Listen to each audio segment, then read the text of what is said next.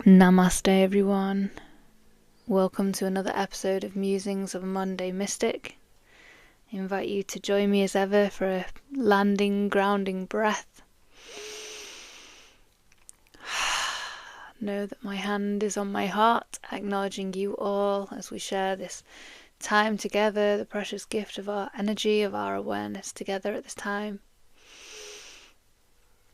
So, as ever, life's been a journey and growth, experience, challenge, and I felt to reflect and muse today on the topic of shame.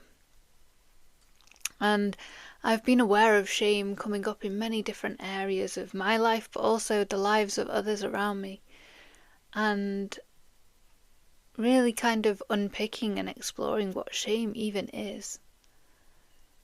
I've heard it said from Victoria Kleinsman, another podcaster who shares on her journey's more around eating disorder recovery and various aspects of life where she's had to lean into and feel the fear, feel challenging emotions, feelings, experiences, sensations, and to walk through them with grace, with compassion.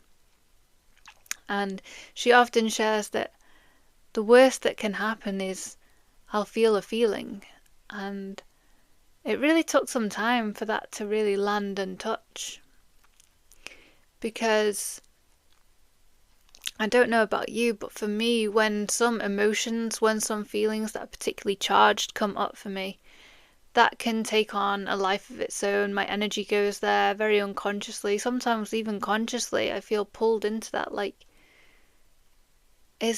it's like a worn path. And really becoming aware to step back and to just witness what even is shame. Shame to me implies not enoughness, imperfection, this notion that I've done something that could be judged as negative or judged by others in an unflattering light. And Stephanie Elaine, beautiful soul sister, auntie, wise guide, she often says, look, what other people think, none of your business, it's none of my business.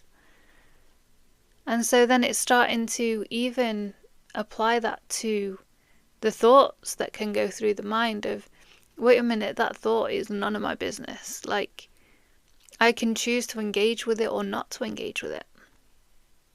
I can choose to embody and feel shame, or I can choose to offer myself exactly what I'm probably needing in that moment, which is compassion, understanding, love.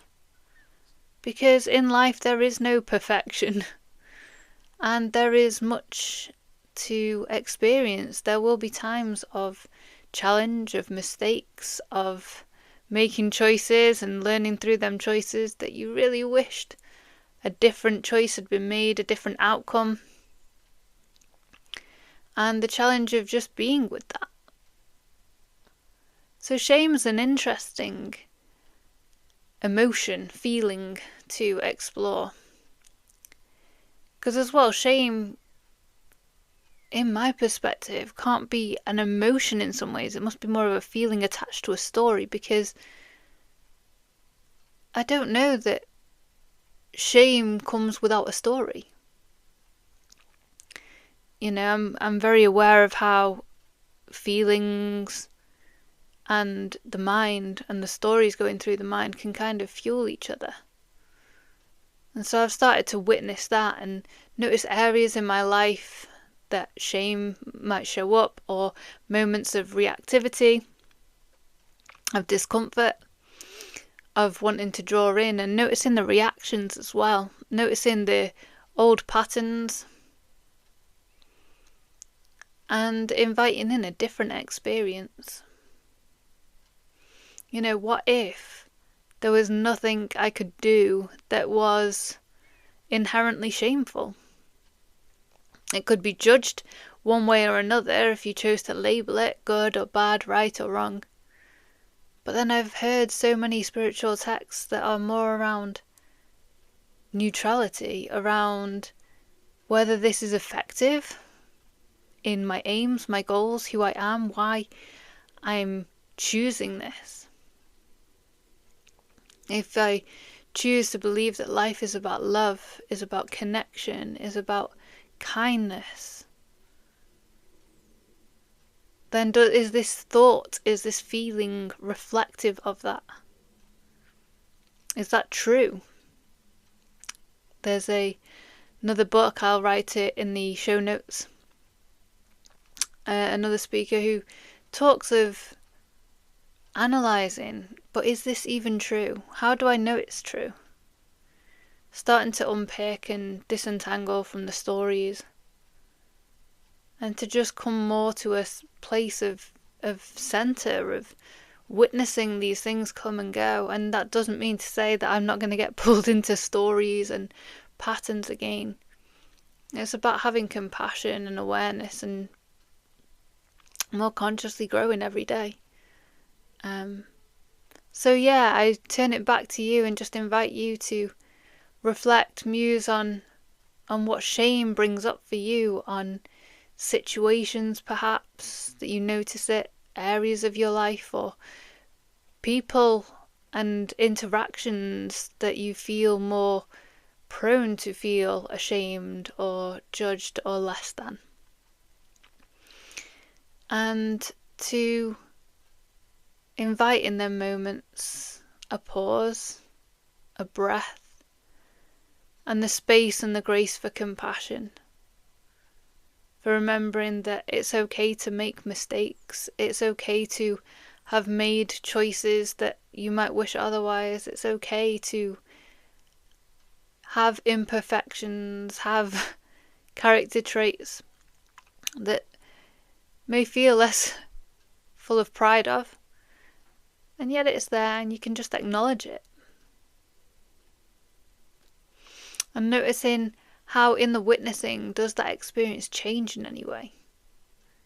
Do you feel different in any way? So again, I invite you to take another breath. And thank you for joining me for this time and this reflection. And feel free to send messages or comments directly just on this theme. And yeah, know that any moments of shame, you're never there alone. Many people experience shame. And to remember that a feeling is a feeling, and that it needn't last forever. And that we can gift ourselves the grace, the compassion, the understanding that we might need in them moments. The connection. If we feel to draw in, to shut off from the world, to actually give ourselves the grace and the compassion that might help us to come back to balance and acceptance, presence, peace. So as ever, thank you for joining me for Musings of a Monday Mystic with me, Amy Yasmin. Until next time, take good care. Namaste.